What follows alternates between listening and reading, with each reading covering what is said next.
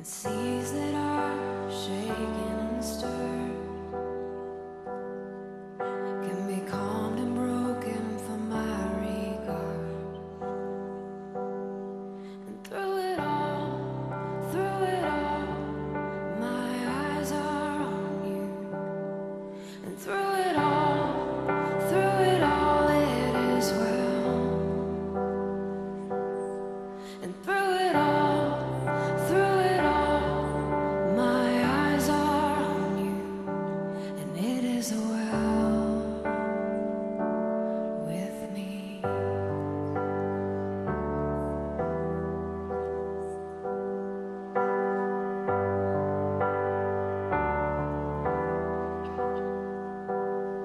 And far be it from me to not believe, even when my eyes can't see. And this mountain that's in front of me will be thrown into the midst of the sea. And through it all, my eyes are on you. And through it all, it is well. And through it all, my eyes are on you, and it is well. It is well. So let go, my soul, and trust in Him. The waves and wind still know His name. So let go, my soul, and trust in Him. The waves and wind still know His name. So let go, my soul, and trust in Him. The waves and wind still know His name. The waves and wind still know His name. And it is well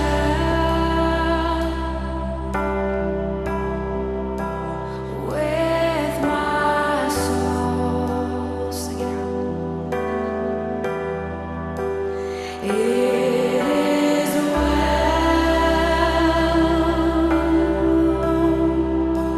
well with my soul. It is well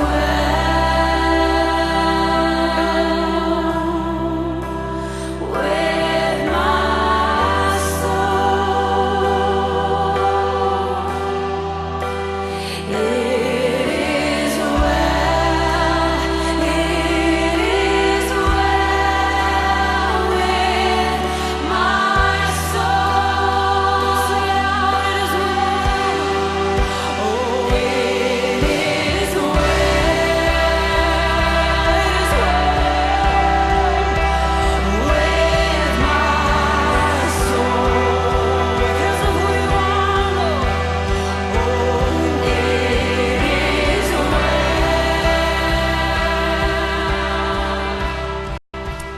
It is Johnny, it's time for us to do Yeah, the newspapers. it is well, isn't But it? Yes, it is well with my soul. That's one of my favorite I know, songs. right? I know.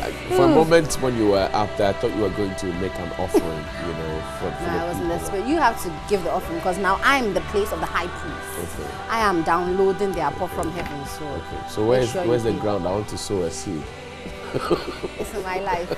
Anyway, let's check out the front pages. We'll start off the Daily Heritage. It says Ghana loses 102 million Ghana cedis to tax evasion as company involved in tax duty evasion folds up, and 7,000 firefighters demand rent allowance. It comes with a photo of the chief fire officer and Mr. Edwin Echo. And supporters walk again. Amputees appeal for help to raise 30,000 for prosthetic legs. Okay. The Finder newspaper is our next one. It says, Kelny GVG set to operate. GRA to cough out over 200 million Ghana cedis to Suba Info Solutions in an out-of-court settlement. And Mr. Awal, Business Development Minister, receives AAG Special Recognition Award. New military base for protection of Ghana's oil resources, according to President Akufo-Addo last Friday at the passing out of the military officers. And VIP challenges NDC to show evidence of hardship mitigation interventions. The Daily Statement says, sex pests in Ghana out in the light. Ghana will build Western military base to keep oil resources safe. And show us how you suit Ghanaians' hardship. Baumia dares NDC. He is daring NDC there. The Today newspaper says more promises for Ghana Armed Forces from the president, of course. Businessman sues Natoshi, is a former MP for Tema West constituency, and claims to strengthen community participation in natural resource management. Imani makes U-turn over Kelny GVG contract. And that's it. Money's making a U-turn. Why? Buy a copy of the paper and read. The Independent newspaper says, don't sell fertilizers to cocoa farmers. Mahama warns Akufo-Addo. And NDC expresses fear over decline in food production. So there you have it. Two giant stories. The Ghanaian Times says, justice delivery system to be scrutinized. President and Katanga students clash with KNUST security. 11 arrested, 1 injured. Advertisers bill before cabinet and Lands Commission to revoke licenses of recalcitrant surveyors there. So those are the stories on the front pages. Before we get to the conversation, let me say congratulations to you, lawyer Nibi Ayibonte of the Accra Metropolitan Assembly. The Justice for All program, I think it was on Friday. Right. Honored him for doing a lot of pro bono services to make sure that people are, saved from the jaws of the law if they are innocent and they have a good case. So, Lord Bonte, that's what we call him, Proud Bleobi. Good morning to you, lawyer Nibia Bonte, and congratulations to all of you and your mates as well. But talking about the military base. The military base, yes. Okay. You know, the new military base for protection of Ghana. And anyway, congratulations to those who passed out of military school. Speaking I had which, a couple of doctor friends, and I think I can't remember all of them off the top of my head, but Ebenezer was there. Certain he passed, and I think he got an award for being the best in something. Right now, he's not just Ebenezer. I add his rank to the thing. So I never do well with these military ranks and all that, so I'll just want to save it. When I learn it correctly, you'll do it. Let me say congratulations to my own brother, Flying Officer, Reverend Father, Flying Officer, Ernest Aina Kwatakia boy. He passed out. And he's out there. So, Reverend Father, Flying Officer Ernest Takia boy, congratulations to you. It's been a tough one. Incidentally, when we were in school, he was nowhere close the cadet. And he was always the quiet, simple type. Now he's a full officer of the law, and I'm a Bob No rank. You certainly have a rank in what you do. But Johnny, talking about it just brings to mind the other military base that became a big issue, where we were talking about US having to take over Ghana and all the issues that surrounded it. And it's interesting how we easily let things fly because we've forgotten about it. But when this new one came up, I remembered that we had that discussion, and I'm just wondering, what has been made out of that? Did it stand? I mean, definitely the contract was signed, so we know that there is that agreement, but really, what has gone into it? But I hope that, as President has said, that the new military base will be for protection of Ghana's oil resources. That's very important because I personally think when it comes to security issues, we tend to be very relaxed. Right. People will say differently or agree differently, which is fine, but that's my personal view, that in Ghana, God being good, we're blessed with peace, and so we take security for granted. And you realize it's in the very little details that we take for granted, in the sense that even right now, if I ask many people, what's your height? What's that man's eye color? We don't even know it. So these basic things, if you overlook as a country, then the bigger things you tend to miss. And so I'm very happy because now we don't have too many issues when it comes to our oil resources in terms of protection or security. So if we're going to increase surveillance and and also make sure protection is more enforced, I certainly do agree with him, and I think it should be in the good direction. It's a refreshing piece of news, especially coming from the president. You know, the president at the advent of this government made some promises to the military, peacekeepers and all of that, and he's fulfilled many of them. So I am happy that we're still getting promises from the president and we'll be able to deal with it. I believe that Dr. Kwame Nkrumah was not wrong when he says the black man is capable of handling his own affairs. So kudos, Mr. President. I really do hope that we get this solved quick and fast, and this promise delivered in good time. But relating that to what I think is on the front page of Daily Heritage, right? 7,000 fire officers are demanding for their rent allowance. It's been in arrears for 6 months or so. And I'm thinking, what does the rent law say? 3 months, right? Yeah. So now 6 months. Is it a preoccupation that even the government seems to be endorsing the very laws, the things that flout the very laws that it passed? 6 months, and you expect them to, to come to work in with a clean frame of mind and to deliver expertly on the job. How is that possible when they have no place to lay their head? That's unacceptable. Same thing happens with our police. Same thing happens to some of our military men. Yeah. Same thing happens to immigration. I mean, and you know that for the immigration service and what do you call it? The folks at GRA and some other of the paramilitary, most of them don't even get accommodation. Yeah. It's actually the police and military and maybe the prison service that will get. But so it's worrying if we can find accommodation for others sects of people and we can't give them accommodation. That's unacceptable. Or equally, 6 months, should we start that's not looking good. at but maybe should we also start looking at how we make sure that these rent allowances are sustainable? Right. Because Johnny, over times we've had many sects or groups coming to agitate over these things where they've got rent allowance in arrears, and so I'm thinking, is it that we're allowing government to shoulder all of it and maybe it's becoming too much, or are we cutting these rent allowances too higher than we as government will be able to pay back? So let's start looking at it. Already we have a housing deficit. So certainly people are struggling to make sure they're accommodating themselves. And like you said, wherever you sleep is very key because it influences how you work. Exactly. If I haven't had a good night's sleep, trust me, you wouldn't want to be a patient under my hand. Do you understand? So these are basic things that if we don't check, overall we're losing, good people because of these petty things. And I think no firefighter should come and say he's using his own pocket money to subvent his rent only for 6 months. They've been using loans Yes. and their own salaries and monies they borrowed from friends and family. That's unacceptable. It is. That's Someone will sit there and say, well, if you are you are renting a house, then you should be able to pay yourself. That's fair enough, but that's not the agreements they have with government. If I'm coming into a job and you tell me you're paying me 5,000 Ghana cedis, out of which you pay my rent, then I know how to calculate my money. But if in my contract you say I'm going to give you rent, provide for you, excluding this 5,000, then I also equally know how to calculate. So it's not fair enough to have an agreement with someone and then break your side of the agreement, but expect that they give of their best. It's not right. I've had occasion to talk about the fire service again, and I'll talk about it because, you see, I think about 2-3 years ago, they went to Parliament, Dr. Brown Casey then, went to Parliament and told the Parliament that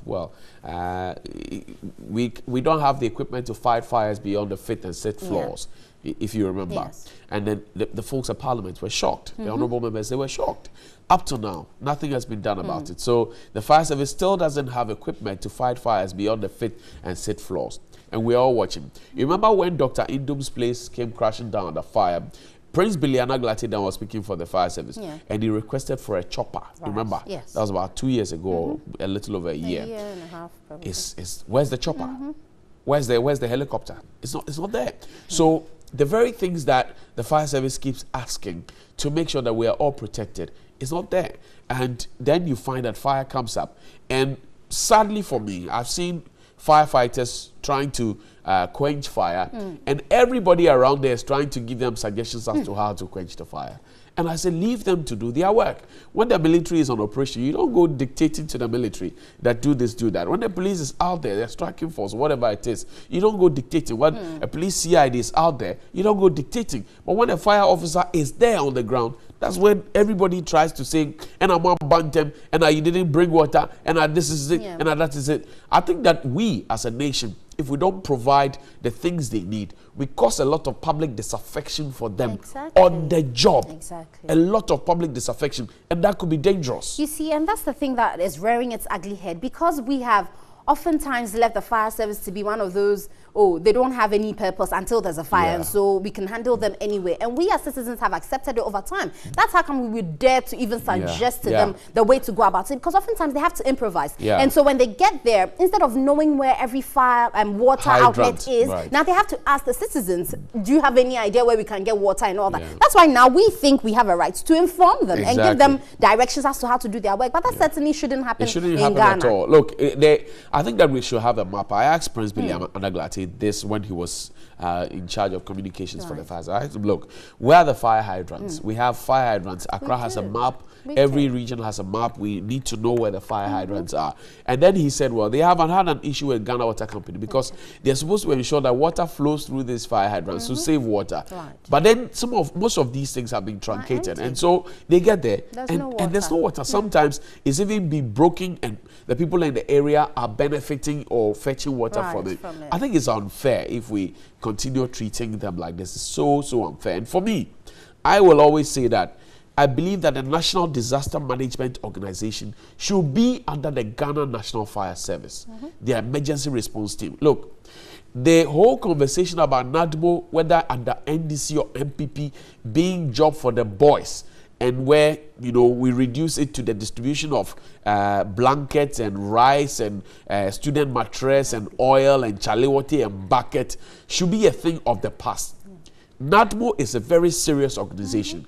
And if we want people to be in there because they are qualified to be in there, we have a lot of people who are fire service officers are lifesavers. In any case, when the Circle disaster happened, we had friends from the Navy join in to rescue people. Okay, so it means it is very serious business. Why then do we want to reduce it? I mean, sometimes you get. They should merge. They should find a way to make sure it's a collaborative get it working. effort. Look, the training that the fire service guys undergo. If we say, okay, before you get into NADMO, let's have a 6 months training for you. Even NAPCO had 3 weeks or so, or a month or so training. So why can't people who join NADMO have training? Why? Anyway, Johnny, let's step out on the streets. Good morning to you, Interior Minister, Mr. Ambuteri. Good morning to you, our very good friend. This perhaps is a consideration that you'd want to take NADMO under fire service. Well, the discussion for, legalization of marijuana has come back on the board because South Africa's highest court has legalized cannabis use. And there was also a story. Canada had made money from that. Canada has been able to pay all its federal debt 24 hours after it legalized it. But the question is, are we ready? That's the thing. Are we ready in this country? Even without a legalization, we can't handle it. Yeah, our mental health is in jeopardy. And that's not to suggest that everybody who uses cannabis, for example, is mentally challenged. But there are those who would abuse it. Exactly. And you see, the budget for a mental health authority doesn't get to them when it has to get to them. A few months ago, they were crying and saying that, look, they have not received a penny, a peswa. So we have a problem. Are we ready? Somebody says, we should not legalize it. We should decriminalize it. Which I agree. Okay? So don't legalize it, but decriminalize the use, because there are creams that the women use that has traces of cannabis already in it. They put it on their scalp. And some of your friends have argued that, the medicals have argued that some traces will be absorbed by the brain, and which is why sometimes you find some of the sisters behaving in certain ways and you can't.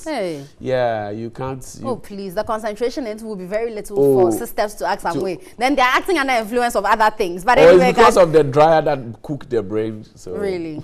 Don't start with me this morning. But anyway, guys, let's step out there and find out what your take is. Should we legalize cannabis use in Ghana, or we should just decriminalize it? Let's find out. This is what it feels like.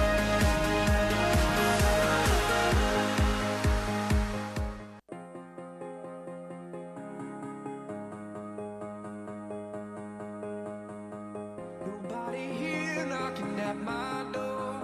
This is what it feels like.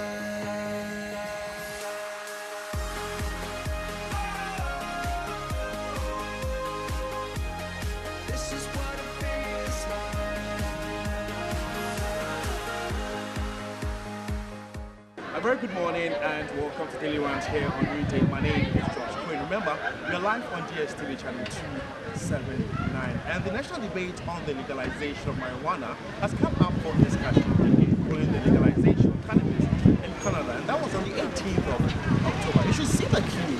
And so the big question is it time for Ghana to also legalize marijuana in the country? This is Daily Rant. Listen to it. Well, I would say yes, because I don't think the problem is with the legalization. People will still use marijuana whether or not to legalize it. I think it should be legalized, but then it should be regulated. Because I know there are some health benefits of marijuana, like for ladies like this, it's used for hair products. I know it's used for medicinal purposes as well. So it wouldn't be right to ban entirely a product that is so beneficial to people. I think we should rather regulate the way it is used so that people don't abuse it. If we compare it to South Africa, Canada, I mean they've gone far ahead of us. We've not got anywhere yet. So we need to work our groundswork. We need to do the groundswork very well.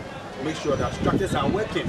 I mean, if we should legalize it, look at what Tramadol is doing. I mean, it's very bad. So we should have the groundswork done first, and then probably some years later we can go ahead. Okay, then legalize it. Are you on his side? I'm of the view that marijuana should be legalized in the continent as a whole, because Africa itself, in terms of its topography, has the potency in producing the best marijuana in the world. And what we talk about, is that what we call high grade? Yeah, we have we have various. We have the skunk, we have the Arizona, we have the what we call it, we have the Blue Mountain. Wow. We have amnesia. You know, these are varieties of marijuana, and we're looking at it from the economic point of view, the health aspect also, and then looking at it. There are so many industries that are collapsing because we fail to look for other alternatives. One, we look at the textile industry. It's collapsing because production of cotton has gone up, and I think because of the mining activities affecting the growth of cotton, which hemp, can help revamp or restore that particular side, the textile industry. Then we look at the paper industry also.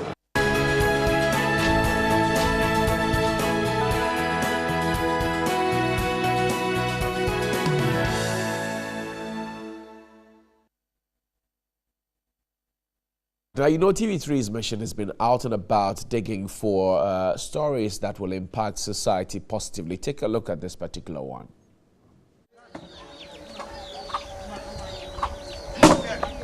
Jatima is located about some 5 kilometers from the district capital, Bandai, and it is inhabited by some 500 cucumbers. Indigenes here depend on agriculture, but perennial flooding remains a threat. Poverty has always been endemic. Not every child here has access to formal basic education due mainly to parent inability to afford. Again, there is no school serving Jatima and some 4 other adjoining communities. As a result, children who were enrolled in schools in Bandai have dropped out. The community, since its establishment more than 4 decades ago, has produced only 4 male senior high school graduates, but has not produced a female junior high school graduate. Bukobi Forgive has been given out for marriage because her parent cannot afford her educational needs. This has been a usual practice. We are many, but there's no money to take care of their school fees. That's why their parents are forcing them to get married. But these 2 girls are determined to break the jinx. They are currently in JHS 1 and 2, but their motivation for education is hinged on selling firewood.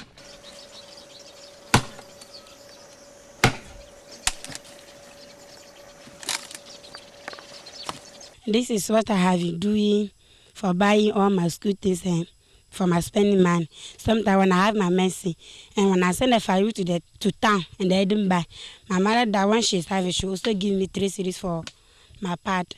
When she's not having, I'll be suffering with that. The blood will be flowing. 15-year-old Mary Issa, who aspires to be a nurse, explains her zeal for education is to help change the Jatima community, but she's afraid the myriad of challenges facing her may shatter her dreams. I'm cutting firewood selling. When I sell a week 3 cedis, I've been managing the money 50 pesos throughout of the week. When the money got finished, and I'll still start again selling the firewood. 50 pesos, and I buy kenke. It will be okay for me with that fish. I can take it like that. District Chief Executive for Bandai, Emmanuel Tatablata, affirms the Assembly has a scholarship scheme, but not all can access it. Assembly has, and the MP in his own way also has a scholarship that he gives to children. But per the numbers that we have here, it's very difficult to say we are sponsoring a child from class 1 up to secondary school, or from secondary school completely. Per the formula of Assembly, we have 2 over 100 times the total amount. That is 2% of the common fund that we get that we use for students' support. In a year, we cannot give everybody. Some residents are worried about the poor access to education in the area. When you look at the distance from here to where the school can be located, it is so long for them to. When they walk to school and they are back, they do complain that they are tired. That is why they can't go. And their parents do get the required materials for them to go into school. If you give birth plenty and you can't take care of all, it's a problem to you and the children. The mission team later held a meeting with some parents at the Chief's Palace to educate them on the need to seek the education of their wards. Chief of the community appealed for help. Jatima, like other deprived rural communities, requires intervention to enable children receive proper education. Welcome back, and Jetima, we'll have a lot more conversation about mission later on. But Vodafone says you need to make time and to make the smartest choice for your business now. Go for the smart business from Vodafone. Experience real flexibility and convenience and productivity as well. This is from Vodafone. It says smart business from Vodafone allows you to create your own customized data and for voice calls planned to suit the unique requirement of your business. Whether it's the time for your workers to make that immediate phone call or the critical phone call, or for data usage for emails and digital marketing, we've got you covered. That's what Vodafone says. And also, you get to roll over all your airtime, your data, unused data, and some cash for your business. It will be saved definitely, and move your business into the future with Vodafone Smart Business. And they call them on 0302 334 040. That's 0302 334 040 or 0800 10,000, or visit www.vodafone.com.gh/business/smart business to build your own plan. Vodafone says the future is exciting. Are you ready? We're up for our news review segment shortly.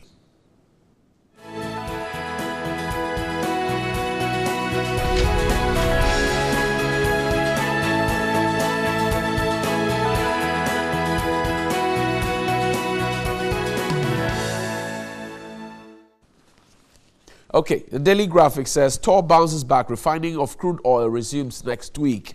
Ghana drawn with Cameroon, Algeria, Mali. And Suchari tilapia deaths not from poisoning, according to the EPA. An Irish arrested at the Timor Port restricted area. 30 children abandoned school. They pitch camp in church. Pastor accused of indoctrination. Daily Guide says Auditor General goofs again. Abronia takes on Mahama over BA roads. And Sierra Leone president arrives today. Bawumia fights NDC over dirty propaganda. Show us your social policies, he cries out. And BNFT says rescue fisheries sector now. It comes with an exclamation mark. NTE's drive air freight business. And TUC says 2009 budget statement must tackle economic challenges. I've shown you already the details there. But let's start off the conversation. I'll be joined by Felix Kwachu-Fosu. He is a former Deputy Communications Minister of the Republic of Ghana. He's speaking today on behalf of the NDC. Felix, welcome. Good morning. Good morning. How's your weekend? Well, it was okay. Great. Dr. Bawumia says you should show your social policies, how you suited the pains of Ghanaians, and stop doing dirty propaganda. Let's start from there. Well, so our Vice President believes that complaints about hardships are dirty propaganda. it is obvious that our vice president is yet to come to terms with the level of suffering of the Ghanaian. And also, it is obvious that he is here to shake himself off of the unnecessary and excessive partisanship that characterized the 2016 campaign. So he perceives every criticism and complaint about his government's poor performance as coming from political opponents. So he assumes that it's only the NDC that has been complaining about hardships. To begin with, NDC members are Ghanaians. So assuming without admitting that the NDC government did absolutely nothing in all the 8 years that we were in power. Once they are Ghanaians, they reserve the right to censure this government on its policies and its impacts. In addition to this is the fact that it is not only members of the NDC who have been complaining about hardship. Okay. There's a tall list of various segments of society who have complained. And if you indulge me, I'll give you a few. The Trades Union Congress. Indeed, I just heard you read a story in which they call on government not to introduce new taxes. Okay. Only yesterday, there was a news item in which one of their senior officials decried the state of the Ghanaian worker and said that Ghanaian workers are worse off now and then their living conditions are terrible. They have issued 2 statements in which they have clearly stated that government's policies are having an adverse impact on them. In fact, the TUC represents hundreds of thousands of Ghanaian workers. The Association of Ghana Industries, the umbrella body of manufacturing firms in Ghana, as for them, they have written formally to government to tell them that their policies are having an impact on their operations, so that it has forced them to increase the prices of their goods and services. The Ghana Importers Association, the umbrella body of Ghanaian importers, has complained about how these government's policies are imposing hardships on them. AFAG is an MPP surrogate group. Is it? Yes, this is. They are dominated by MPP members. Everybody knows but that. It doesn't make them an but they are an MPP surrogate group. Everybody knows it. Everybody knows Alliance it. for Accountable They are an Government. MPP group. I don't know why. What's the NDC alternative? Well, for me, we are not discussing an NDC alternative. I'm stating a matter of fact. I don't even want to go about mentioning the names of their members. That would further illustrate my point. But there's no time, so let me move on. AFAG, they issued a statement about 3 weeks ago and said that times are hard and that the president and his government must sit up. The Spare Parts Dealers Association, mostly at Aboso Kain and Kokompe and Swami Magazine, who in fact have publicly stated that they contributed money to the MPP campaign, have also lamented the hard times that we are in. The, academics, lecturers, Dr. Ransford Jampu, Professor Jampu, he is an academic. He is not a member of the NDC. He wrote a whole missive to the vice president, criticizing him for his conduct in the midst of the hardships that we are facing. Okay. And then, Johnny, there is the president of the Republic of Ghana, His Excellency Nana Addo Dankwa Akufo-Addo, who at the UN General Assembly, when he met Ghanaians, admitted that times are hard. So all these people are saying that times are hard. Okay. And yet, when the NDC only highlights what is true on the ground, our vice president says that it is dirty propaganda. So the suffering of Ghanaians, as far as he is concerned, is dirty propaganda. Now, why is it that there's even hardship? He says that, what did we do to soothe the pain of Ghanaians? First, let us examine. You're going around telling people Don't worry, that there's hardship. but I've given you this list of people, none of whom are NDC. So our vice president clearly does not appreciate the magnitude of the problem that we are facing. He doesn't appear to be sensitive to the plight of Ghanaians. And you see, he's not alone. There have been government officials who have actually accused those complaining of being thieves. And there's also been, he's an official of government. He's at Ghana Gas as their communications director. He went on social media, did a video, and accused people accusing or complaining about hardships of being thieves. He says there is only thieves who are complaining. Mr. Kusibuafu, who is the executive secretary or CEO of the, one of the government agencies, the Public Reform Secretariat, also said that it is small-minded people who are complaining about hardships. Then to cap it all, the president says that for him, his topmost priority is the building of a cathedral in the midst of all these hardships. Now, what has happened that has led to these hardships? First of all, there is the issue of fuel price increases. Over the weekend, fuel prices went up again. It is the 17th time since January 2017, the fuel prices have gone up. It doesn't work from here. It works from the global market. No. What has happened? Oil prices are $69 a barrel only this morning. You can check. What it also means is that government has made a windfall. They have gotten additional revenue through our oil exports that they did not plan to use. So that revenue could have been used to cushion Ghanaians so that they remove some of the taxes which would otherwise have generated revenue for government. So that when oil prices fall again and you are no longer having access to that additional revenue, you can talk about taxation. But that's not stable, is it? No, but so to the extent that it's not stable, you do things to cushion the Ghanaians. They are not doing it. The reason why fuel prices have increased so rapidly is the fall in the value of the cedi. And we all know what has happened. For the first time, the cedi has crossed the 5 Ghana cedi mark against the dollar. In addition to this, Dr. Bawumia says it's been arrested. It has not been arrested. It is on a free fall now. In addition to this, it's an increase in VAT. If you read the 2018 media budget, the finance minister assured Parliament, and by extension the people of Ghana, that there was not going to be an increase in VAT. You recall that the minority had predicted that there would be an increase in VAT. He said no. On the 22nd of August, the Association of Ghana Industries wrote to government, the finance minister, and said that that arrangement that he made, where he hived off the GET fund and NHIL levy and made them direct sales tax, has resulted in an overall increase in VAT. So because of that, their production cost has gone up, and they are going to pass on a 5% increase to consumers.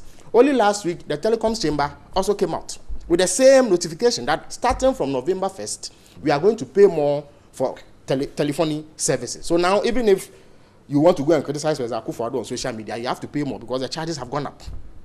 In addition to this is a luxury car tax. If your car happens to have an engine capacity of above 3 cc, you will pay between 1,000 and 2,000 Ghana cedis every year if you go to renew your roadworthy certificate. In addition to this is an increase in personal income tax from 25% to 35% for people who are above the 10,000 Ghana cedi threshold. Then, because of government's policies at the port, import duties, according to importers, have tripled. And when that happens, it means that they are paying more to clear their goods. So they will pass on that cost to the Ghanaian. This is the reason why almost every item has increased on the market. But there have been interventions. No, you see, Vice President Bawumia, look, paperless system at the ports, but tax what down, is which is okay? raking in money, free Johnny, SHS. You introduce paperless. SHS, No, you introduce paperless. For food and wait, jobs. I'll address that. Paperless system. That has led to a tripling of import duty. Of what relevance is that paperless system? The CTN that they recently introduced, only this morning I heard Guta say that they will resist that because it has added onto their cost. And you see, there's an effect that has on us. The moment import duties go up, you and I have to brace ourselves to pay more.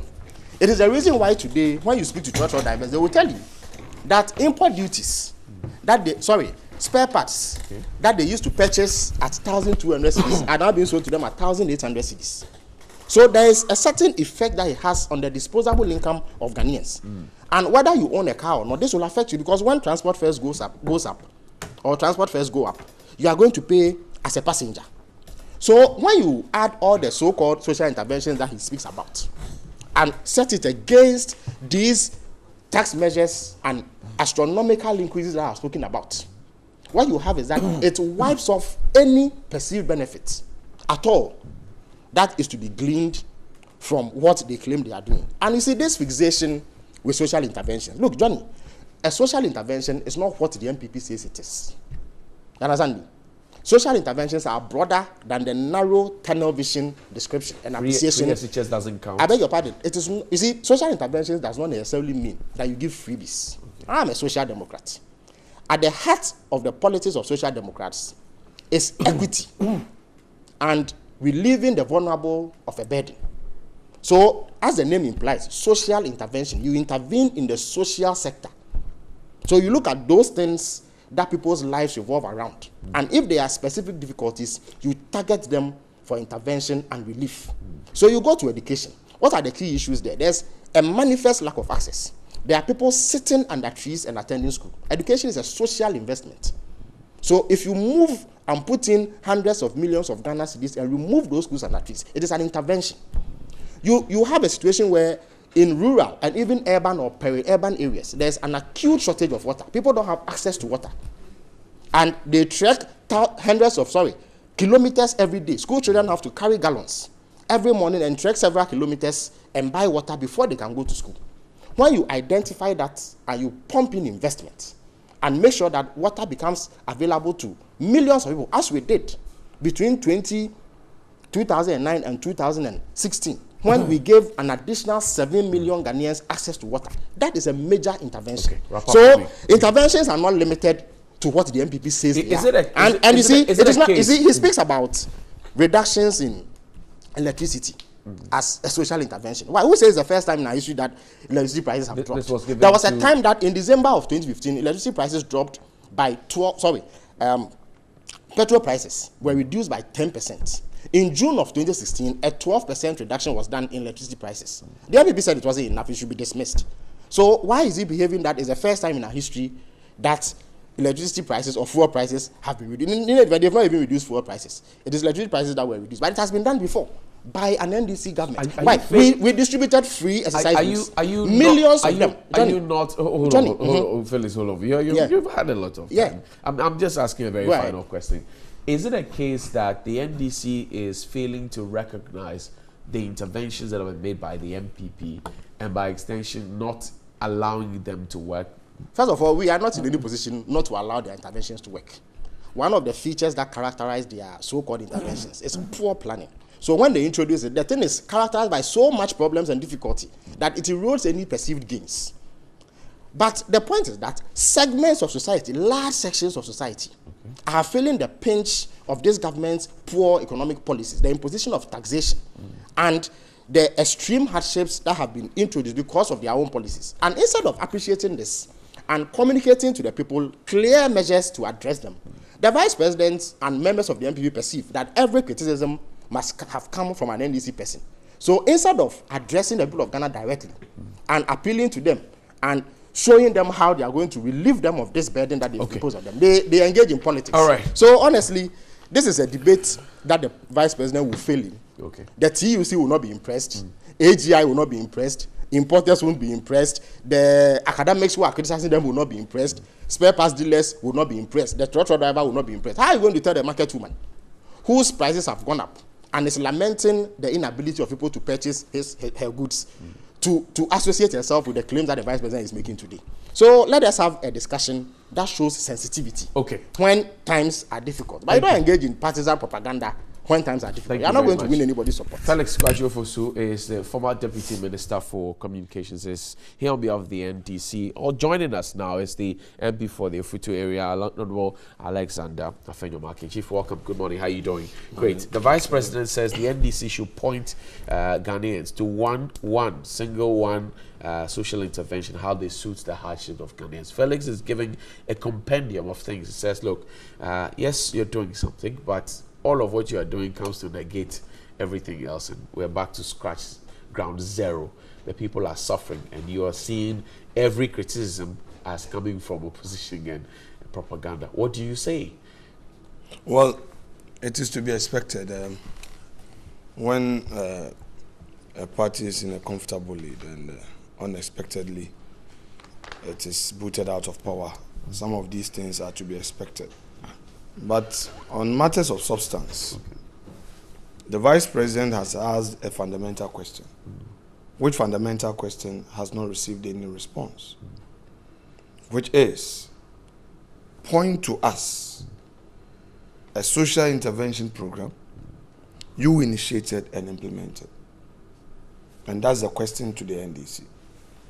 If I heard Felix correctly, in his attempt, which he failed, he said, oh, if you identify a problem somewhere, as in the education sector, school, water, and you make an effort, that is a social intervention. So at least he's managed to redefine that which we describe as a social intervention, that overwhelming broader policy to benefit many Ghanaians. I give you some more examples. In Kufuor's time, we had a problem with youth unemployment. And that youth unemployment was at a grassroots level. Those who are unable to go to secondary school, roaming the streets, of Accra, other cities, villages, and say, look, let's introduce a youth employment program so that across board, most of them could be absorbed into the formal sector. They get a job. So that was a social intervention program. All right? Health insurance scheme. In the PNDC, NDC era, our hospitals became mini police cells. Okay. Why? You get to the hospital for medical treatment, you are unable to pay. In 2000 election, it was a major issue. Now, Kufuor came and said, look, let's start the health insurance program across board. And like they are doing today, they criticized Kufuor. They said, oh, it was not feasible. It couldn't be done. I recall, as a student, the NDC functionaries were on TV, radio saying that even almighty America, there's nothing like free medical care. So where are we going to get the money to fund it? To the extent that when the health insurance program was rolled out eventually, even in Parliament, they boycotted the law-making process. They boycotted it, and it's a matter of record. Again, they went around villages like they are doing today to free SHS. So that people should not even register. Today, we leave that to history. Health insurance has come to stay. What are we seeing? We are seeing an ambitious government demonstrating sincerity, keeping to its blueprint document, the manifesto, and saying, look, I am going to implement whatever I have said. What did the NPP say in its manifesto? 1, implementation of free SHS across board. Today, the free SHS is in its 2nd year. It's been rolled out successfully. The issue of facilities, infrastructure, which they thought because of inadequate infrastructure we're going to fail, we say no, we'll do it. We've introduced a double track. Look, I will not debate Felix if he talks about teething problems. I will not debate it because it's to be expected. It's natural. You are you married not too long ago. I'm sure you still have. I'm not part of the conversation. No, I'm not. It's general. I'm sure that you will still have small problems. No, I'm not part of the conversation. I have had it for 17 years. Yes. So I can tell you that yesterday's problem is no problem today because we've seen it over a period. Similarly, the free SHS, with all the fundamental issues being raised, do this and all that, the challenge will be there. But it's been implemented with boldness. Now let's come to the tariffs. Okay. Look, President John Mahama was bold in telling Ghanaians that there was nothing he could do. There was nothing he could do to reduce electricity tariffs. He said so. But it was done before. No. Forget about, don't pay attention to the so-called 12%. He should come out with evidence of the so-called 12%. Please, let's deal with real issues and not be moving into an override propaganda generalization. Let's deal with realities here. Deal with facts and figures. Then the debate will be on and people will enjoy the debate. President Mahama I'm quoting President Mahama in the 2016 election. He said, look, the cost of production of power was so high. We are in a thermal age. We are no more doing hydro. Therefore, fellow Ghanaians, I'm telling you, I can't reduce electricity tariffs. Fellow Ghanaians, the restoration of teacher training and nursing training allowance cannot be done. These were his words. And I'm saying today, industry has had a 30% reduction. Who is operating a business, somebody who is being built, given a commercial building, is enjoying 30%. Households. How come AGI and everybody else is complaining then? That things are still tough for households. 17%. Now, if I complain, he complains, and somebody else is also complaining. That is the reality. However, it would have been worse if they were still in office. how worse? They wouldn't have been able to implement the free SHS because of management challenges they were having. They couldn't have also addressed the tariff issue. All right? Now, the graduate unemployment. Let me address the graduate unemployment. It was an albatross on their neck. How to deal with the graduate unemployment was a big problem. They say they are social democrats. I agree. They are in name, but not in practice. Oh, how? Of course, because they have no evidence to tell Ghanaians that these are our practical efforts. Okay. So you exist in name. Now, NABCO, look, it is not a perfect system. It is not. You admit. Of course, I mean, that is the truth. Okay. Johnny, why should I come and pretend here? I'm saying it's not a perfect system. A graduate has a legitimate expectation to be gainfully employed. Right. And to earn a decent salary. Right. But you and I know that the challenge we face as a country, we can make them better. Okay. Instead of sitting at home, looking for jobs, not getting. Somebody has been at home for 5 years, 7 years, 10 years, 2 years, no job. Now government says that, look, I've heard your cry. Okay. Let us intervene with this. Get on this NABCO program and 700 Ghana cedis. You would have been better off. Whilst you are on the program, you are gaining experience. Okay. Because most of the times you apply for a job, you are told that, how many years of experience do you have? If I'm trying to hire somebody who comes, I graduated some years back, I graduated yesterday and say, oh, I have 2 years experience. I was on the Revenue Ghana program and I need a finance officer. And I realized that, oh, that person was on for 1 year, 2 years. Obviously, some experience has been gained.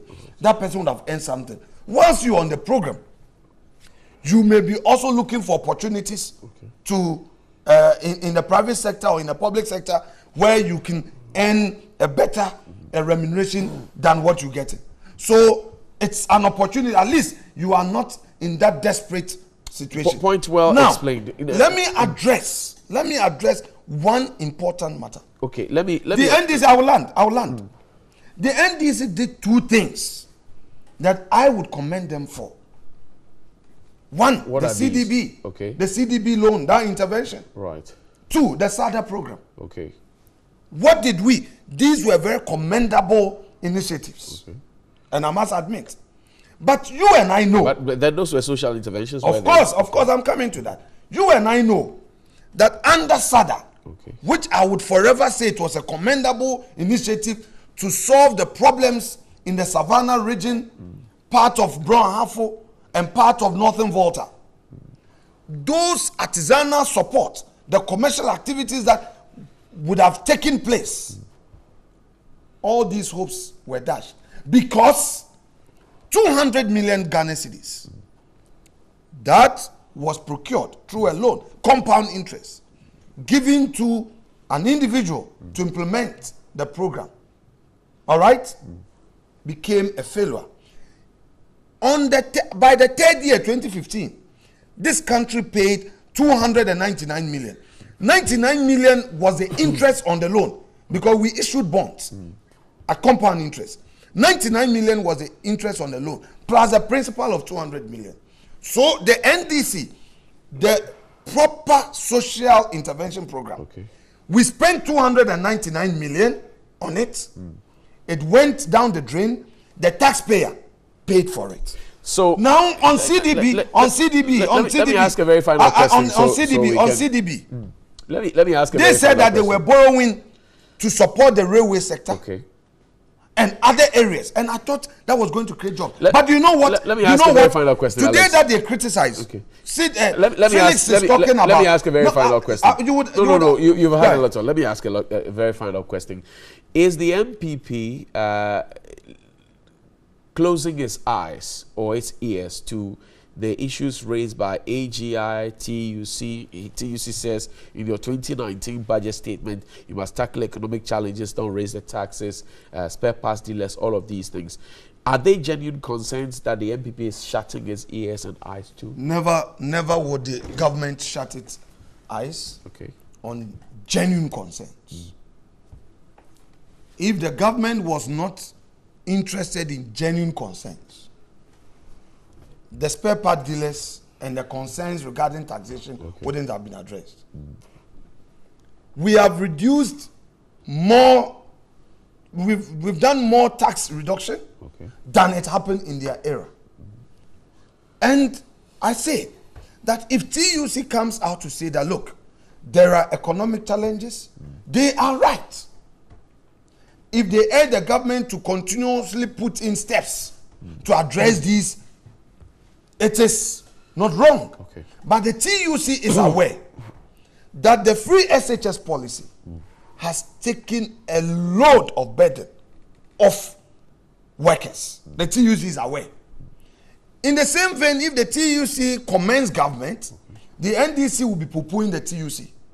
The TUC is aware that the NAPCO program, which has just been rolled out and has targeted a minimum of 100,000 Ghanaian youths, is also one major economic step taken to open doors for employment. But the TUC is equally aware that underlining the economic challenges we face today were bad decisions taken yesterday. They are also aware.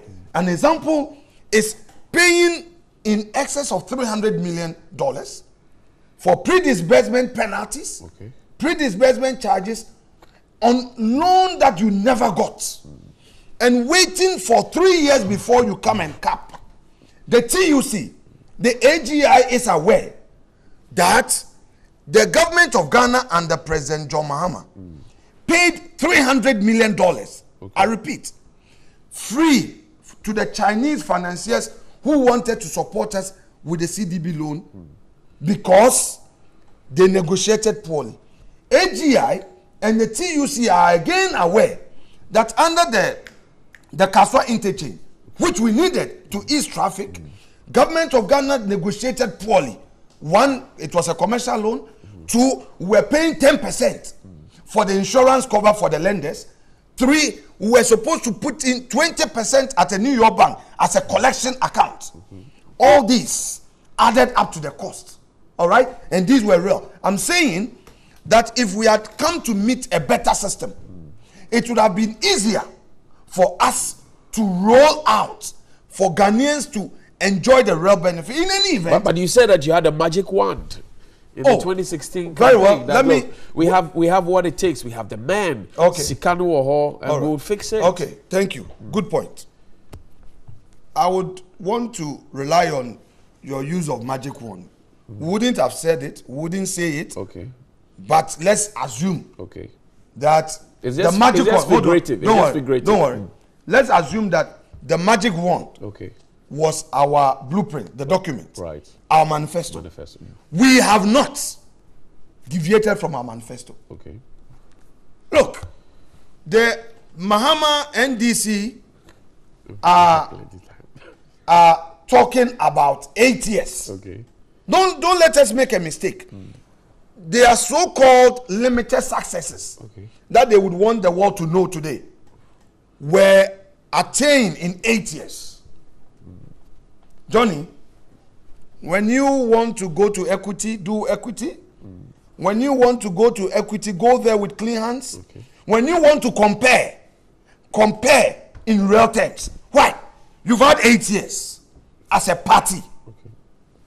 You had 2 flag bearers in between.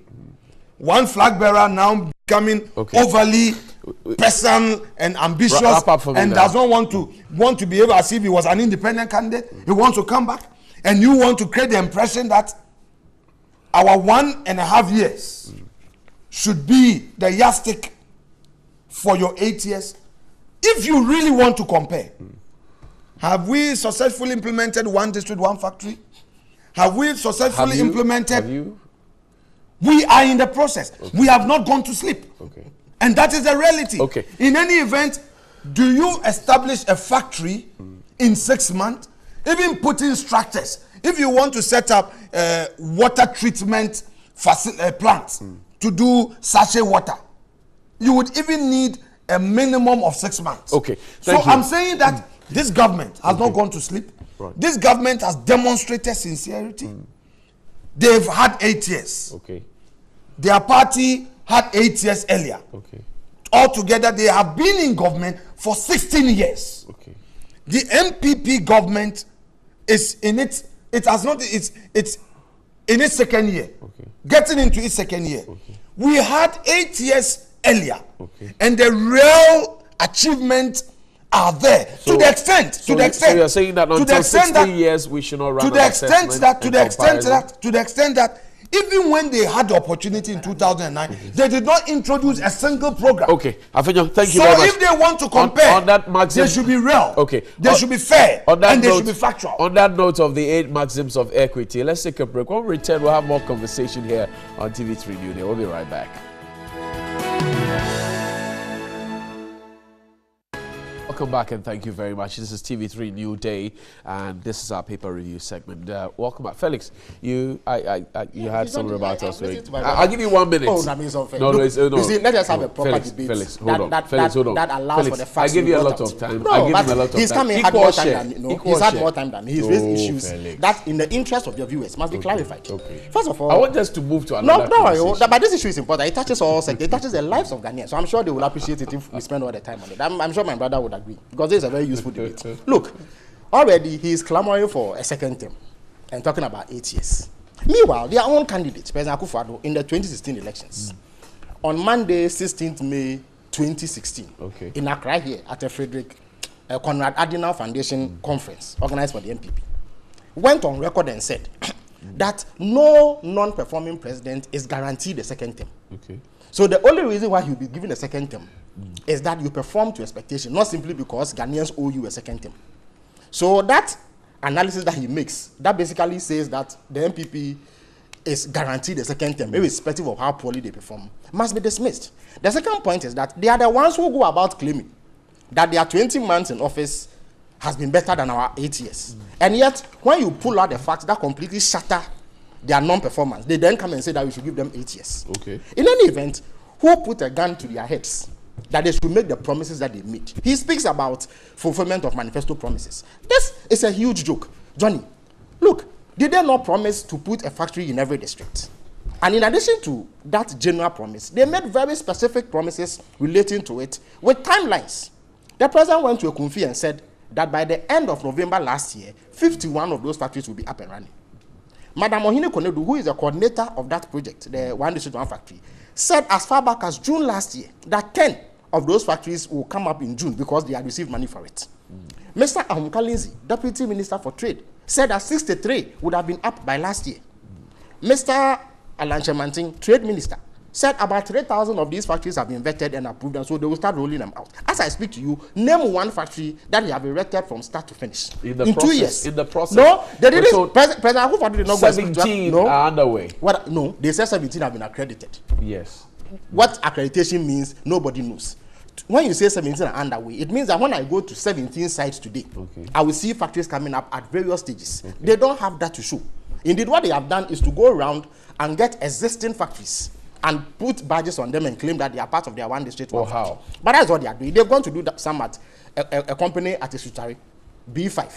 Okay. They've also done one with a company up north. So they are doing these things. It's simply because they don't have anything tangible to show after their promise.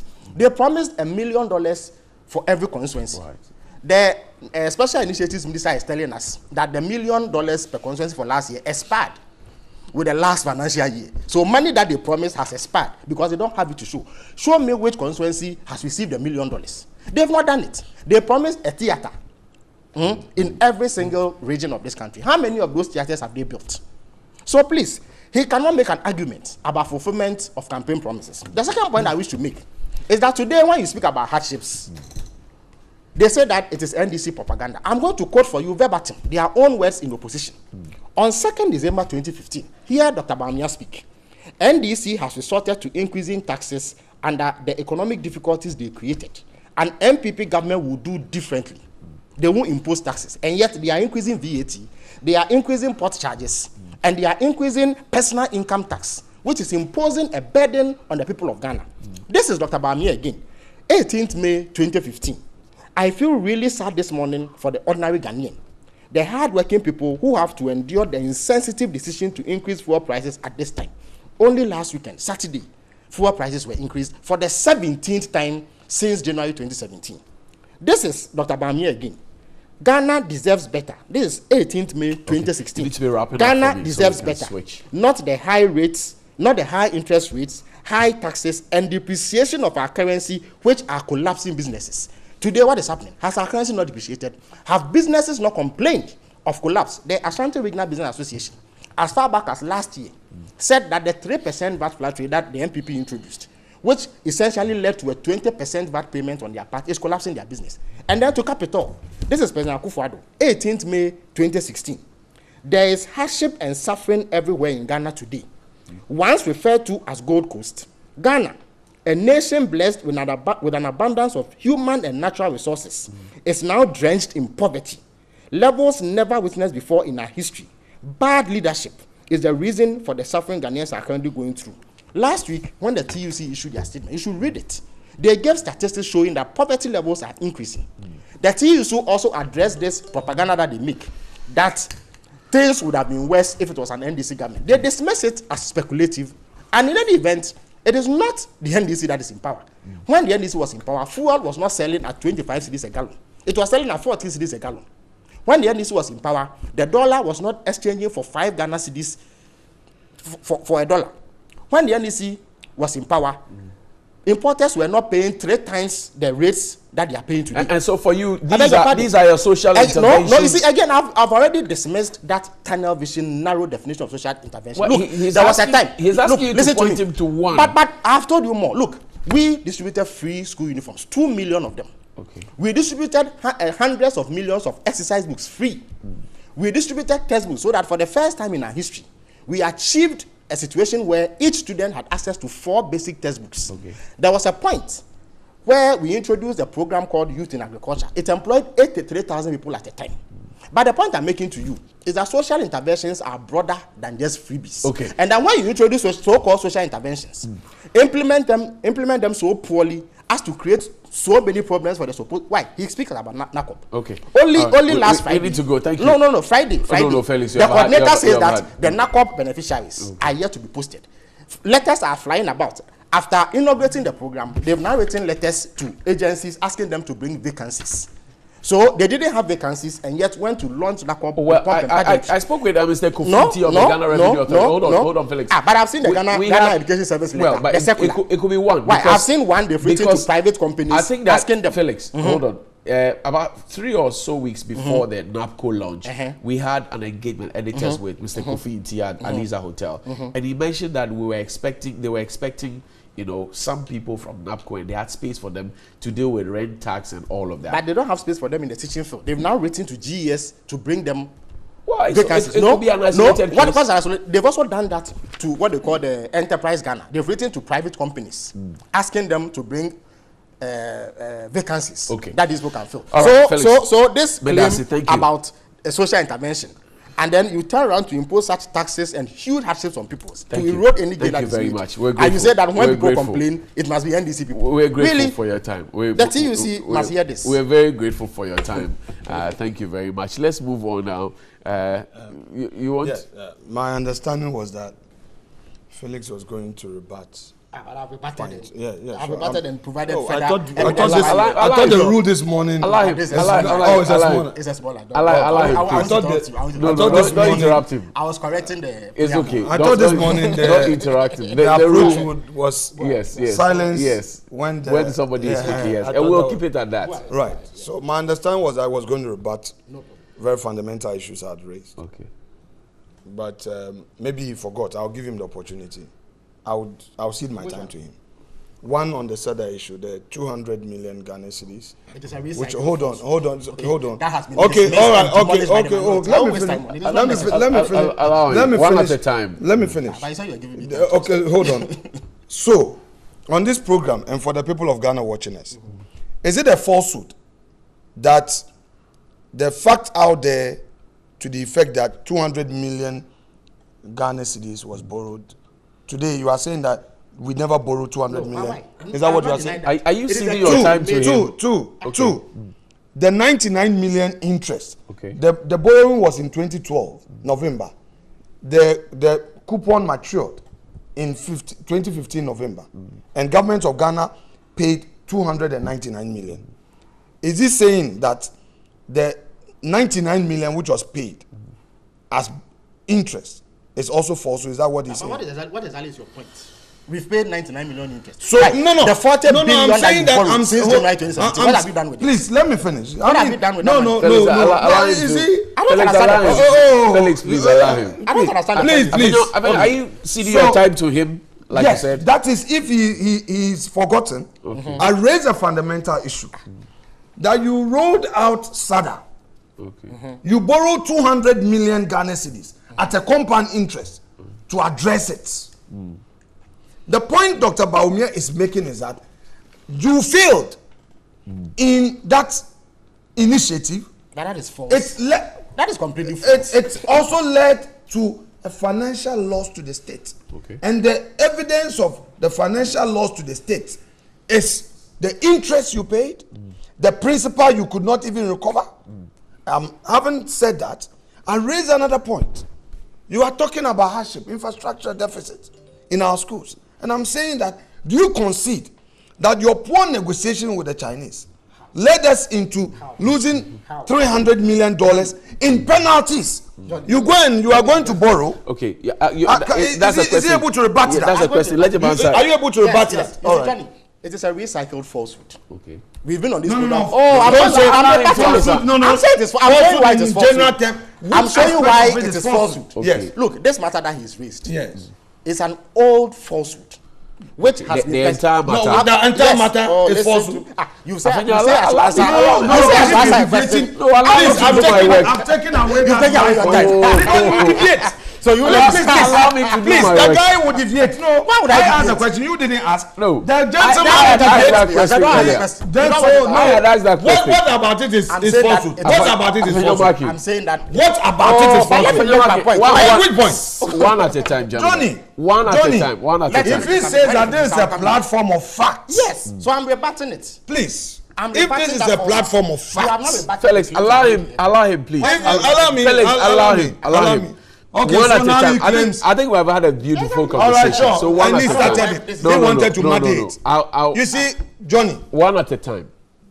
If you Equity. yeah, Equity. it is so. I believe in equity. No problem. You see, if you have had your chance, 8 years, bad faith, out of bad faith, you want to frustrate somebody's tenure because you failed. It's for the people of Ghana to judge. Fuel price, he talks I about. am saying you that. want to respond to that? The fuel I am price. saying rise. I am saying that the deregulation of the fuel sector. That look, this area, subsidies can no more go there. There is a consensus on that, and we all know. They themselves concede that the fuel pricing situation we had under their tenure, they could not touch it. However, the problem is the when tax. prices shoot up, we remember deregulation. When it shoots down, we forget about the it. problem is tax. Okay. We have been successful in addressing the tax element in there. In their time, they said that look, the taxes were sufficient. He quoted Dr. Baumia. Dr. Baumia raised the issue of the taxes in the fuel price build-up and said that look, yes, we concede that we are allowing deregulation, but at least address it. They didn't do anything about it. They didn't do anything about the taxes in the price build-up. We have come, please. Allow him. Felix, you get your chance. Felix. You will get your chance. I'll ask the question. Allow me, please. Wrap up for me. We're almost done. If today 99 million interest paid is false. Okay. Why is falsehood? So deregulation.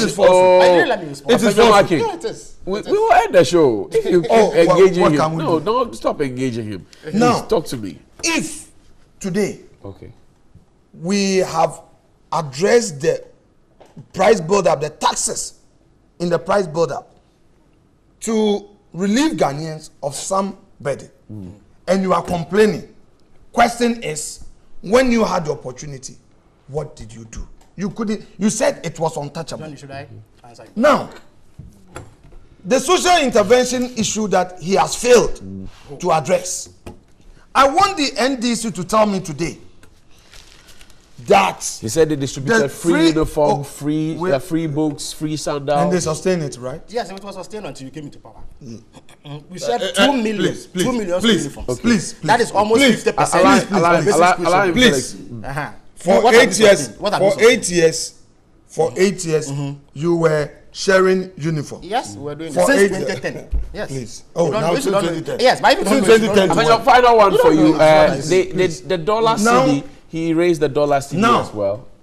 If you are telling me, NDC, you are telling me that free SHS has not had any impact, okay, then I am right in telling you that perhaps you don't live in this country. Dollar cedi, you want to respond to that quickly? Again, so we can have the final if word. you, NDC, you have misdirected your investment into certain areas, and in spite of all the reliefs being introduced, you are not feeling it, or for political purposes, you would want to still criticize the government, I can't debate you. Because you don't want to, dollar cedi, you want to respond to that. You don't want to deal with real issues. Dollar cedi, you want to respond to that. Okay? Now, if you would want to limit the debate to, the dollar was 4.2 to a cedi. I mean, you have 4 cedi, 20 pesos to a dollar. Okay. So as a result, today it is 4 cedi, 90 pesos to a dollar as your yardstick of determining performance. Okay. And you want to suggest that because at the time you were leaving office, it was 4 cedi, 20 pesos to a dollar. You know what? Make the argument complete. At the time you assumed office in 2009, what was the dollar to a cedi? It was 1 to 1. Okay. Hold on. Can I finish? Can I finish? No. We're running out of time. So, I think you have answered the question. So, if it was 1 to 1 and in 8 years, okay, it became 4.2. It became 4.2. It's my turn. All right. And you are talking about the rate of depreciation. Now, let's escalate it. Move to the next level. Okay. Rate of depreciation. The time is up. That's our closing bell. It's unfortunate. Felix, look, it's I'll unfortunate. give you about 5 days It's unfortunate. on which we reduce fuel prices. It's unfortunate. At the time that Dr. Bamia and President Akufo-Addo were accusing us of insensitivity. You want to respond first to the SADA. I have to respond to the SADA and respond to CDB. Quickly. I am going to ask you a counter question as a response. Okay. The 40 billion Ghana cedis that they've borrowed since January 2017. One, what have they done with it? Two, how much? No. He says that. No, there's nothing to answer really. If you borrow money and you pay interest on it, how can that be wrongdoing? That's why I'm asking them. What was the money used for? Did it benefit the people? SADA has said so many things that they've done with the money. Okay. But I'm saying that for the purposes of why? You instituted an inquiry. No. The KLGBT scandal. There we go. Okay. There we go. The Metro Mass scandal. Okay. The theft of 25 million. We're going. Thank you. Felix Kwacho-Fosu is a former deputy minister for communications of the National Democratic Congress of the Republic of Ghana, and also the Honorable Afenyo King is the member of Parliament for the Futu constituency. Thank you, gentlemen, for your time. You didn't allow him to He was not willing. He was not willing. Okay. He ran away from We'll see you after this break. Sports is up next. Stay with us. We'll be right back with some more here on TV3 Newday.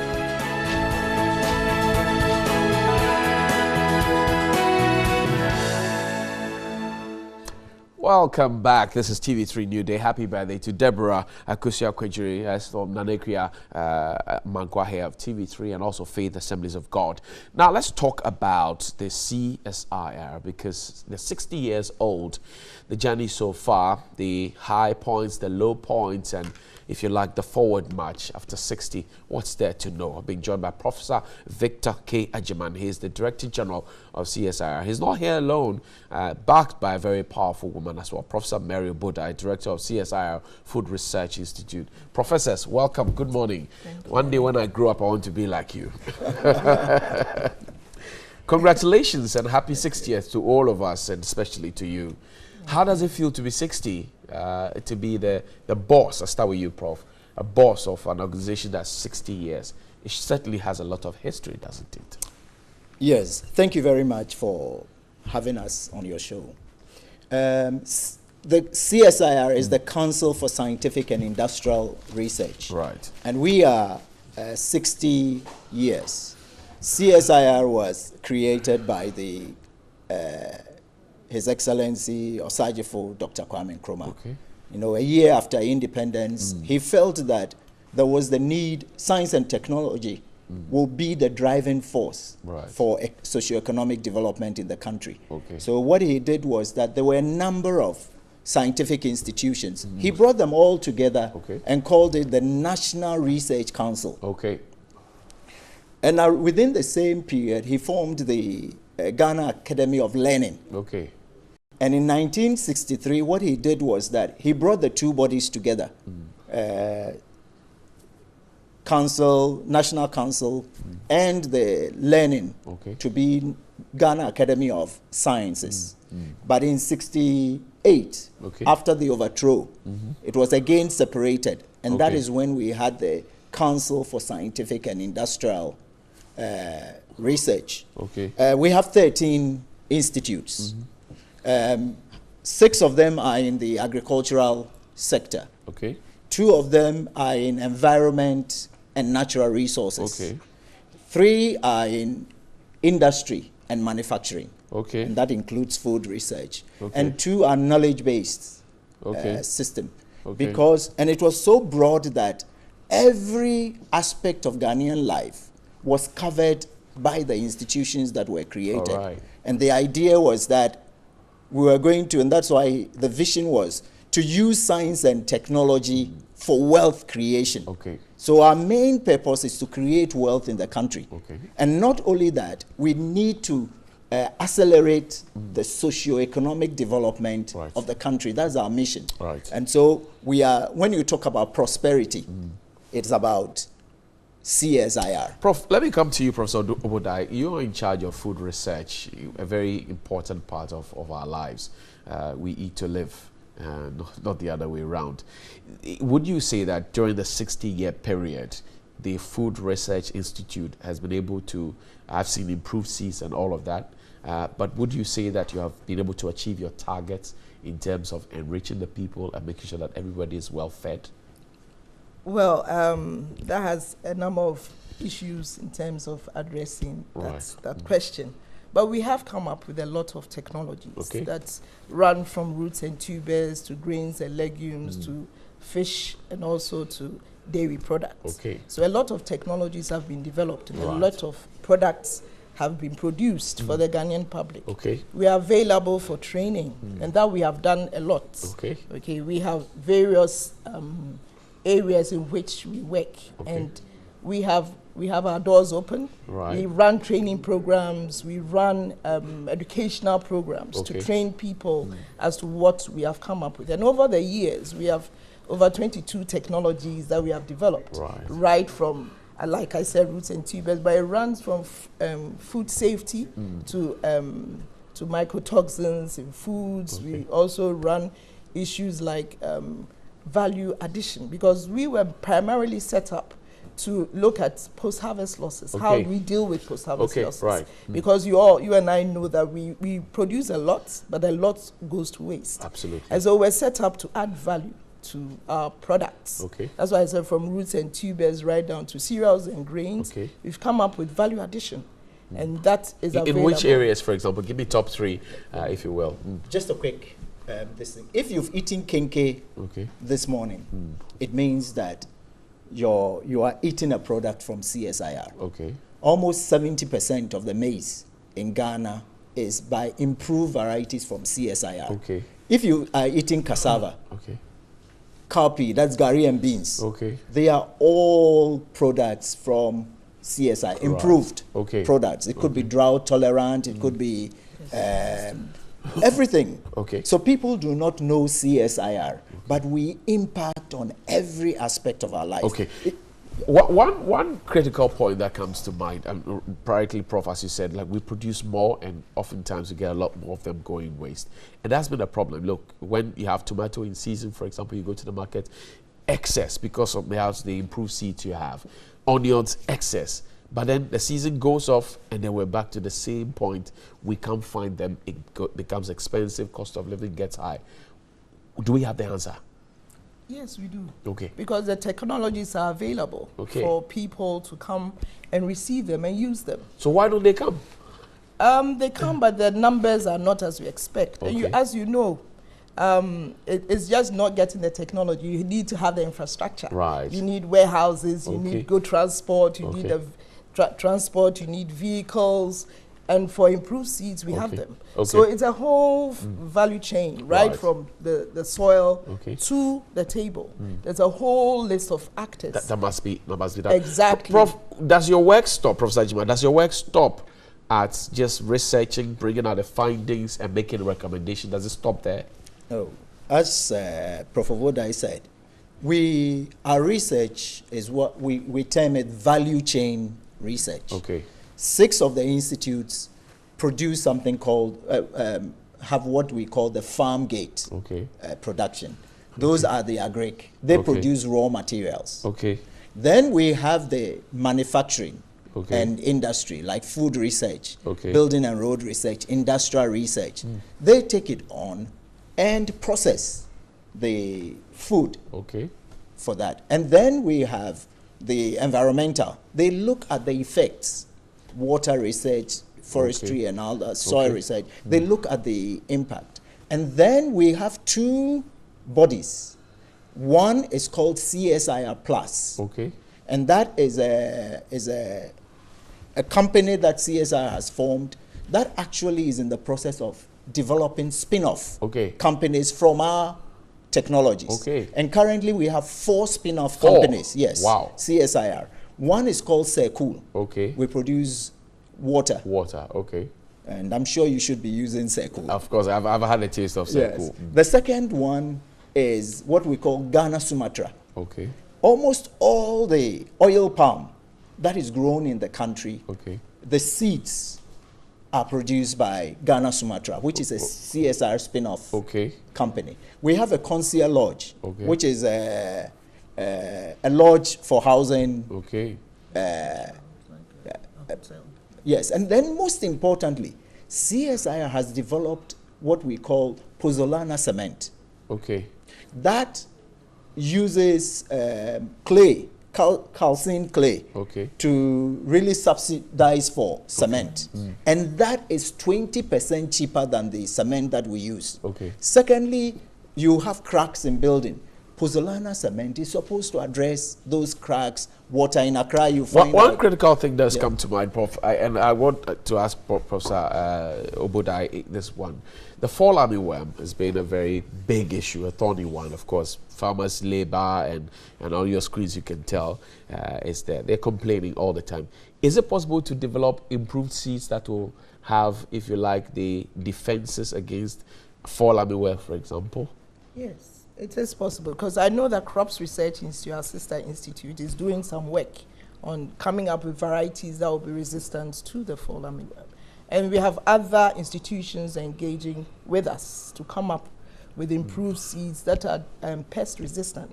Like Prof said, yes, we have pest resistant, we have drought resistant. These are breeding work that we do to ensure that the improved varieties that we have are resistant to drought, they are resistant to pests, and they are resistant so to your various offices diseases. are open. People can walk in and access your services. Exactly. How expensive are you? Oh, we are there for everyone. Depending on what you want. Until recently, we were conducting what we call research for public good. So we were not charging anything. But now we have moved to another phase where we're trying to be self-sustaining as far as research is concerned. And we have 165 technologies which the industry can access. Okay. And we are in discussion with the AGI, the PEF, Private Enterprise Foundation, to utilize the... Quickly, let's talk about the anniversary. Of course, there's a program that's coming up. Let's quickly talk about it in a minute. What can you tell us, Professor Bodai? Okay, the theme for anniversary is CSR, 60 years of research with impact for sustainable development. And it's a one-year program. We started in May, and we're going to end in March. We have so far conducted various open days of the institutions, and we have had 10 open days for our research institutions. We have 3 more coming up. One on the 25th of October, and 2 others in November. We have conducted the 25th, science that's Thursday. quiz. Yes. Great. That is for Science and Technology Policy Research Institute separately. And we have conducted a science quiz. We had 5 senior high schools come and compete. Achimota emerged the winners. And we had WAS, St. John's, we had Presec, and Accra Girls. And we have a fundraising dinner coming up on Friday. We have this Friday? Yes. For fundraising. Right. Yes, and then we have sports and games on Saturday. And then we have an international conference coming off in February. And then a grand finale of a Thanksgiving service in March. Great. So Thursday, we are having an open day. One more for at the institute. Science and Technology Policy Research. And where is it located? Where are we located? It's at the want to guide us. CSIR. Yeah. Water. For those who don't know, how do they get there? It's the CSIR water. Close to Alliance Française, right? Then you find your way around the NACOP area, and you find your way. Just opposite the NACOP. Absolutely. So NACOP tomorrow we're gathering the 8 a.m. That's when we're starting the open day, right? 25th. That's on Wednesday. Wednesday. Yes. We're starting the open day. Great, absolutely. And then on Friday there's a dinner, fundraising. Who can attend? Can we attend? We are invited. We are invited. Great, absolutely. And Saturday we're being sporty, and then in February we'll have the international conference. Thank you very much, Professors. Victor Ajiman, he's the Director General of the CSIR, the Council for Scientific and Industrial Research. Also, Professor Mary Obodai, he's Director of CSIR Food Research Institute. Thank you very much. Happy anniversary to you. We're grateful. Happy birthday one more time to Deborah Akosia Kwejiri from Nanekia Amankwa here. Let's go on now to the Kwame Nkrumah University of Science and Technology, where my colleague Ibrahim Abubakar is standing by. Yesterday, there was some unrest that happened. They were told students are marching to the administration. What exactly are they up to do? Ibrahim, good morning and thank you for your time. Can you hear me? Hello, Ibrahim, good morning. Hello, Ibrahim, good morning.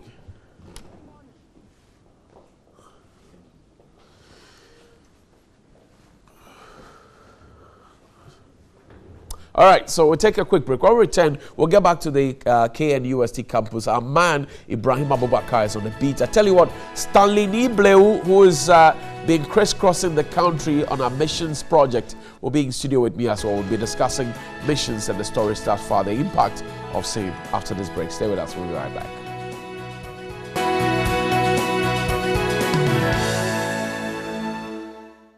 Welcome back. Let's go back to the Kumasi and the KNUST, the Kwame Nkrumah University of Science and Technology. Ibrahim Abubakar is my colleague. He's standing by. We're told that the students are marching on towards the administration. Ibrahim, good morning and thank you very much for your time. Okay. Thank you, Johnny. Great. Now, yesterday we had some clashes out there in the KNUST campus. This morning we're told the students are marching up to the administration. What are they asking? What are they demanding? Well, they are saying that enough is enough. They want the school authorities to bring perpetrators to book. If I say perpetrators, I mean some of the campus security and personnel. You know, when there was that clash, that led to the hospitalization of one of the students. So as I'm speaking to you now, the student is currently in hospital. But this morning they decided to stage a peaceful march to the administration. But what I can tell you now is that peaceful march has rather turned chaotic. If you come to the campus right now, the students have blocked almost all the roads leading to where the lectures will be holding. Wow. They've actually poured all the refuse from the waste bin onto the street, and so you can't even access the road, and they are burning car tires. So the campus security has to call in reinforcement. So the police are currently in, but the students are pelting stones at them, and they've also been forced to fire tear gas shots. So the situation is very chaotic here on the campus of Kwame Nkrumah. Ibrahim, very unfortunate situation there if what you're telling us is the actual picture. But do we know who the leaders of this demonstration are? And have we had a chance to speak with them yet? Now, this peaceful protest was declared by the Student Representative Council. Yesterday, the SRC Executive Council issued a statement to declare boycott of lectures this morning. So the protest started with a few number of students. Initially, they had even wanted to call it off, but then they decided to march to the various lecture halls because some students had apparently gone for lectures. So they decided to march there and bring them out. That is what is causing all this chaotic. So the student leadership, I mean the SRC, is fronting this demonstration. So currently they are still marching towards the school administration. They are saying that they want to present a petition to management on the brutalities meted on them by the campus security, because to them, they pay money for these same security members to provide security for them. But then here is the case where they are saying that they are being brutalized, and people who are supposed to protect them. Ibrahim, do we know if the SRC executive endorsed the spilling of the refuse or litter, burning of tires, a situation that has become chaotic as opposed to the initial thought of having a peaceful demonstration? Do we know if they endorse it?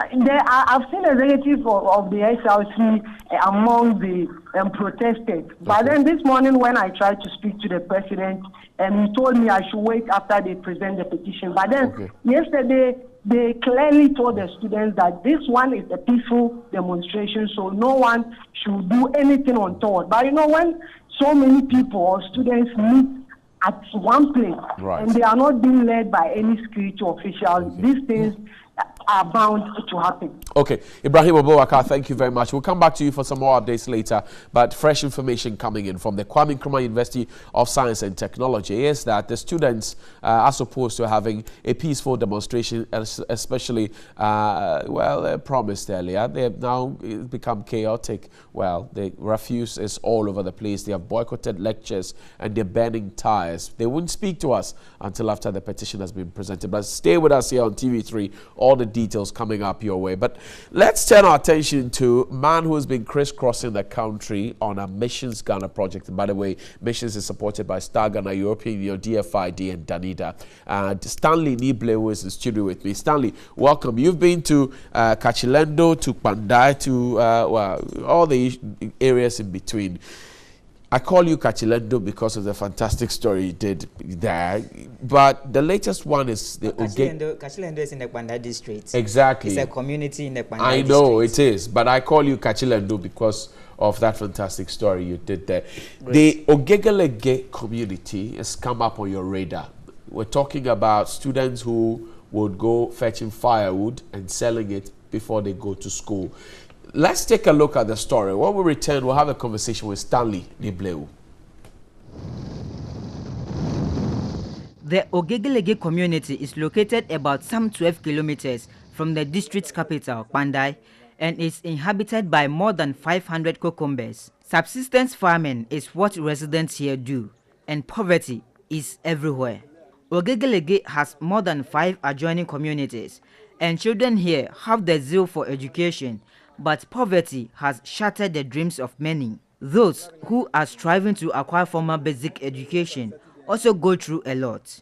In fact, only the strong-willed have survived the test of time. There is no school serving Ogegelege, and so pupils walk for about 12 kilometers to attend school in Pandai.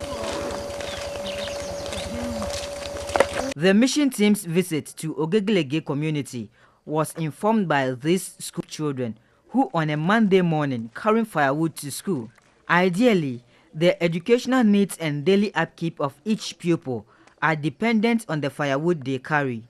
They are pupils of the Isakia Primary School. Surprisingly, All the pupils we met were attending school on empty stomach. Blijo Natimbe, a class 4 pupil who feels bad about their parents' exploitation, told the mission team more about their struggle for basic education.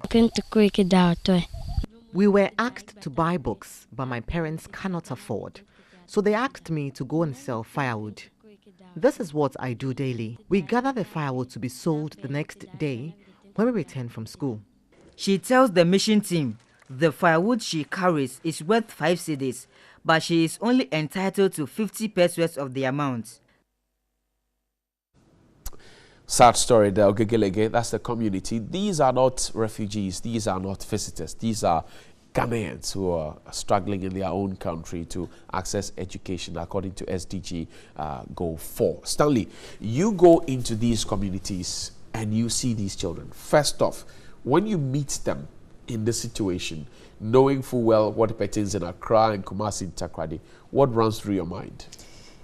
Well, actually, we know that Bandai, or the entire northern region, it has been deprived of some social amenities. When you talk about school, talk about water, talk about electricity, some part of Bandai. So it is quite not news for me, but surprising, not news, but it shocks me that in this era, 21st century, where children are supposed to acquire basic education willingly, freely, because this community, Ogegelege that we're referring to, the children in the community have the passion to be educated.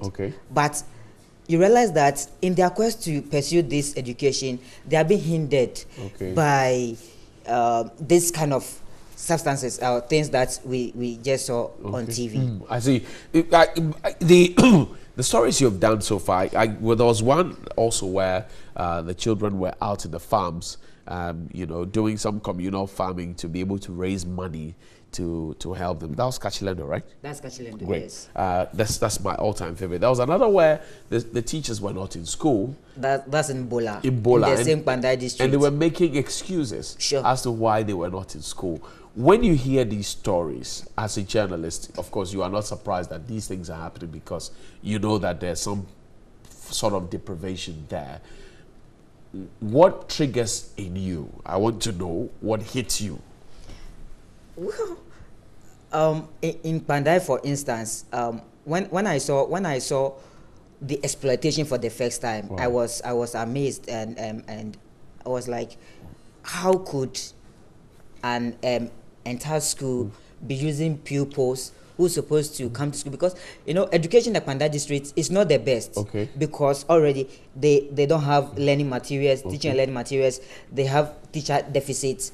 And so those who have come to school, or the teachers who have been deployed to those schools, are supposed to do their work by ensuring that the reason the children have come to school will be met. But they are rather using them on farm because they claim the school has no furniture. And so the only avenue they can raise money to procure some furniture for the children is by using them on farm. And this is bad. Let's talk about the impact of your stories on society. You highlight these problems. We get ministers, we get MPs here, DCs, we talk about it. What has been the impact so far in terms of the success stories? Actually, my stories, a couple of them have yielded results. Talk about the Kachilendo school. Authorities have been watching. This made me know that all the stories we've been showing on Mission, authorities have been watching, because as soon as I showed or reported on the exploitation of the pupils in the Kachilendo school, authorities came in, they moved in. The district actually came in first to, normalize the situation until the Ghana Education Service also came in by providing furniture to ensure that the children will have decent seats when they come to school. Stanley, I must say I'm very proud of you. Stanley, by the way, is my colleague here at TV3, a media general. He is a cameraman, he is a journalist, and he edits his own stories sometimes. Stanley, where are we going next? Actually, Mission Ghana, we are done with You're done now. We are done. No, we are not done entirely, but we are done with the 3 northern regions. So you're coming down south. Down to. Do you know where you're going next? Eastern region. I see. Your shirt is nice. It looks like you've been called to the bar. Stanley, keep up the good work. Very proud of you. And that's Stanley Nibleu. He's an integral part of our Missions Ghana project here at TV3 or Media General. And Missions is brought to you lovingly by Star Ghana, European Union, the DFID, and Danida. And we make it possible for you to get to see and hear the stories that ideally will not take center stage in your lives, so we can get to scratch people where they actually itch. But we're wrapping up. Tilapia's got something for us. We'll show you right now. All right. So Monday morning, and Tilapia's got something for us. It says all that glitters is not gold, and you find an investor coming in with a CD. Somebody is falling down. Says caution. Caution is on the floor, but the investor is walking over caution. And the investor says, the caution says, not all that glitters is gold. It's trying to warn the investor, but the investor is not paying attention to it. Now, it comes up here. There's gold glittering out there, but behind you can see a hand that's selling aluminium. There's another one here, bag of cash that has at the back scam and 300% scam. It says we'll triple your money, Ponzi schemes. That's what it looks like. But hey, the Ghana Tilapia Association, of which Tilapia TV3 is key patron, press conference. It says whether Chinese tilapia, poison or GMO, we call for an independent probe into the Esuchari tilapia debacle, and that's it. Following the mass death of 18,000 or so tons of tilapia at the Esuchari. We're still investigating. EPA says it's not poisoning, but we want to know the full details. And that's how the cookie crumbles here on TV3 Newday. My name is Johnny Hughes. Thanks to Nanam Hajiman, doctor, for being part of the show from start to finish. To all our guests, to you for watching. Bright Nanamfo said he's safe and secure for those who are worried about it. And he showed me an old photo. We'll see you tomorrow. Be good. Enjoy.